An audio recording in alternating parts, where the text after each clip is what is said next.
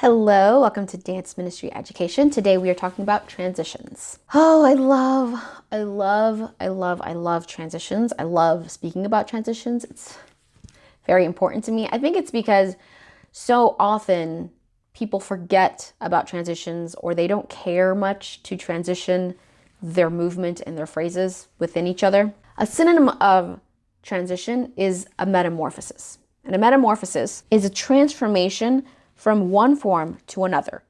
You think about a caterpillar that turns into a butterfly. Now, it's not an instant process. There's the process of, engorging himself on different leaves and flowers and eating and then cocooning himself and then liquefying himself and then reforming all of his body parts and then hatching into that butterfly. The process is a transitional period. And that's what you really want to think about when you think about transitions.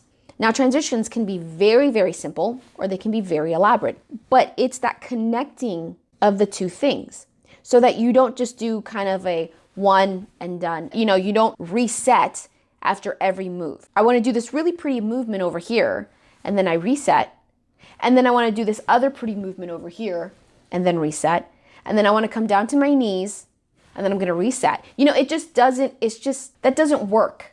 So what you want to do is you want to find a transition between movement 1, between movement 2, and then between movement 3. Now they can be very simple as just kind of flowing through them, or you can add different transitions.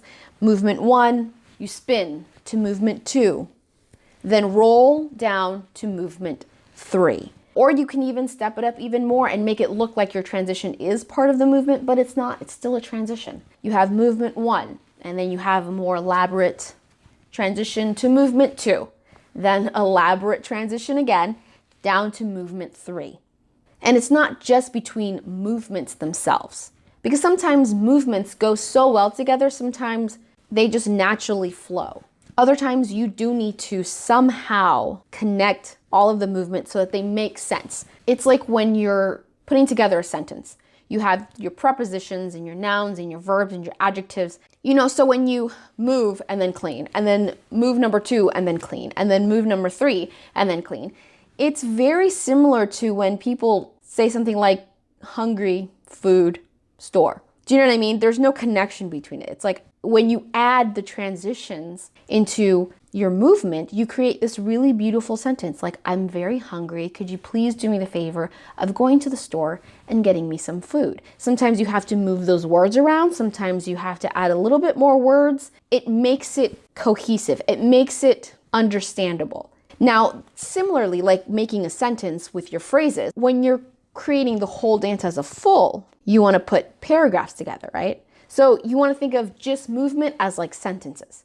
You want to think of whole phrases, or say like the chorus, as a paragraph. You want to make sure that the paragraph makes sense. That your paragraph doesn't say, I like puppies, can we get some coffee, I want to go home.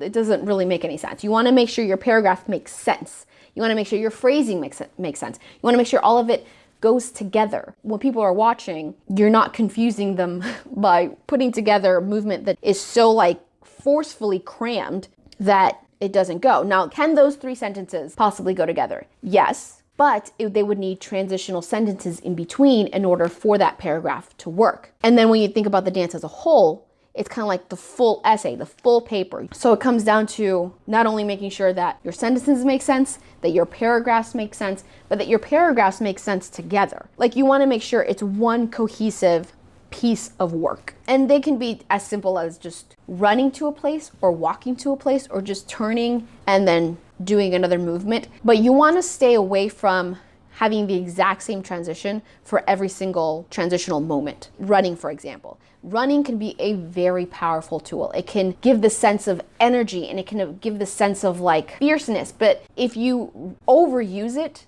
in one single dance, it's just going to make it look like your dancers have completely forgotten the dance and they're just trying to frantically run to the next spot. You don't want it to be frantic. I love running in dances.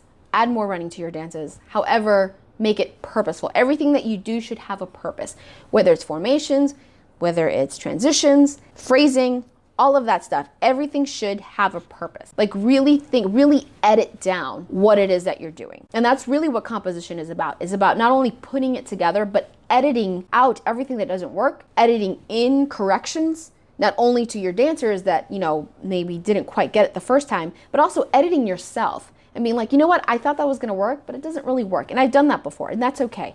It's okay to edit yourself and to edit your own choreography. Transitions help your dance piece become just one beautiful long movement instead of it being 10 different moves that they learned. What you don't want to do with dance ministry is distract them from the message, from the spirit. You don't want to distract them from any of that. You really want to have them focus onto that. Transition between movement, transition between phrases, transition between formations, transitions. It creates this fluidity, this beautiful smoothness and cleanliness and professionalism to your dance piece. It gives your dance intention, it gives it purpose, it gives it thought, and you don't just want to just throw things together and see how they come out. Transitions are so important. Thanks so much for watching. I will see you next time. We will be talking about phrasing.